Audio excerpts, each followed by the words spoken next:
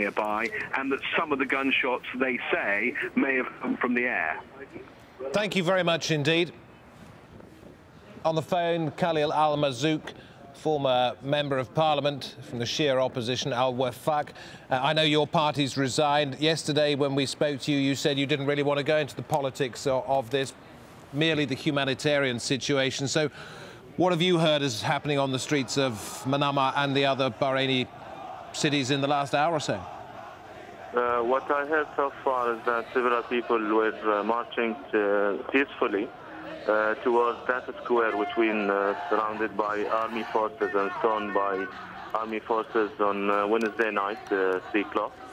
And they've been shot by army with live ammunition from the tanks. And we thought that that crime against humanity that committed on Wednesday, 3 o'clock, while people were sleeping, will not be created again against peaceful protesters, including that international condemnation has rose into Bahrain, and we don't know where the authority is taking the country. They are killing the people. They are intentional killing, and we are calling for the international community to protect the Bahrainis. These are not creatures coming from a moon or something. They are human beings. They are very peaceful. If the government is sending their armies to kill the people, where on earth this is acceptable? Do you understand? I'm calling on Ban Ki-moon, I'm calling on every single body in the international community to raise their voice and to protect the Bahrainis. They are killed. Each day there are certain people killed. We have heard that the firing was carried out by the army, or indeed the military, rather than the police.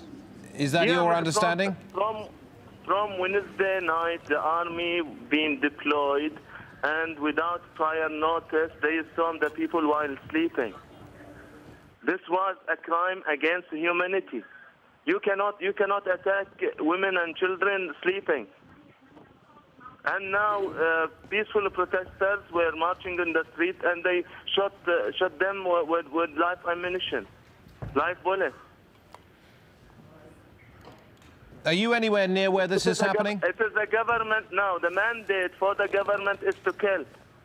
It's not the mandate to build houses or to flourish the economy or something else. Or we are controlled and governed by the army. There is no other interpretation. What do you understand is happening right now on the streets of the capital? The government is telling the people, either you shut up or you will be killed. This is the clear message. And the Bahraini people will not shut up. All right, thank you. I'm sending a clear message to the international community that we are killed. Thank you for now. Thank you very much indeed. It's a former member of the Bahraini Parliament. Let's bring in Ibrahim Shakir from the Doha Brookings Centre. It does appear to be escalating in Bahrain. Yes, indeed. It is escalating, and unfortunately, the situation is taking a new phase today with what we have seen with the shooting in Bahrain.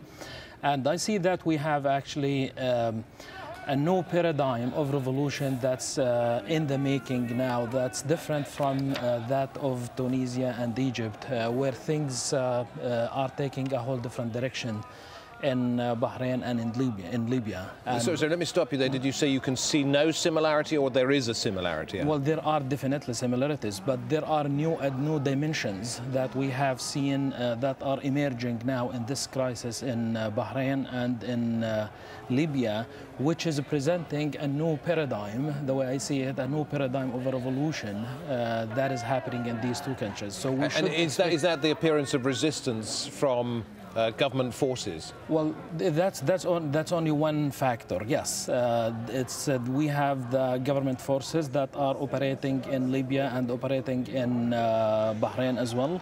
And in addition to the government forces, we have also support in the street in Bahrain by certain groups as well.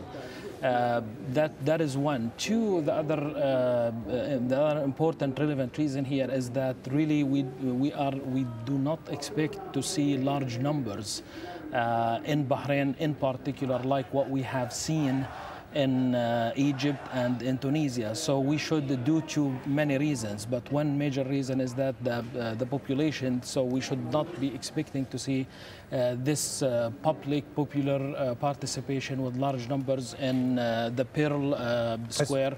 So we should expect to see something. There has been speculation that because of the geographical proximity of Bahrain to Saudi Arabia, that a number of members of the security forces from Saudi have been sent over to help their Bahraini neighbours, which was something that was denied last night by the Bahraini foreign minister.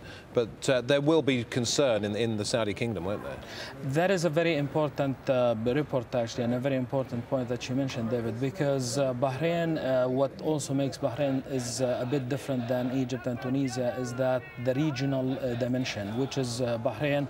All the neighboring countries have a stake in this conflict, and they would not let this go easily like what happened in other countries. Now, I have no idea, we don't know yet whether there have been secret forces going from Saudi Arabia to Bahrain, but even if this happens, so it is still within the framework of a regional importance, a regional dimension. Is it possible that this is happening? That the reason why, and I always think Libya in this is a rather special.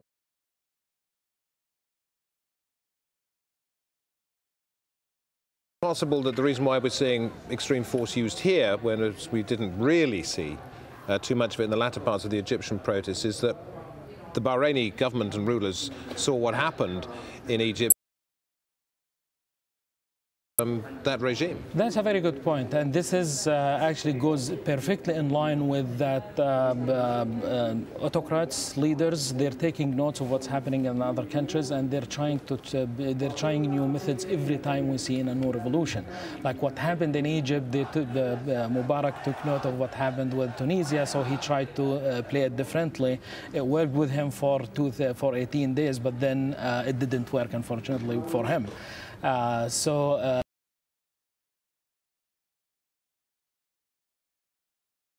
Ultimately, so we should expect that governments in new countries where we have seen they will be trying new methods, they will be trying new strategies, new tactics, and that will be based strictly on the experience of what's happening in other countries. Well, there are many more questions I want to ask you. Sure. In this hour, I don't have time, but I hope you're going to stay with us for the next hour or two. Ibrahim Shakir, thanks very much.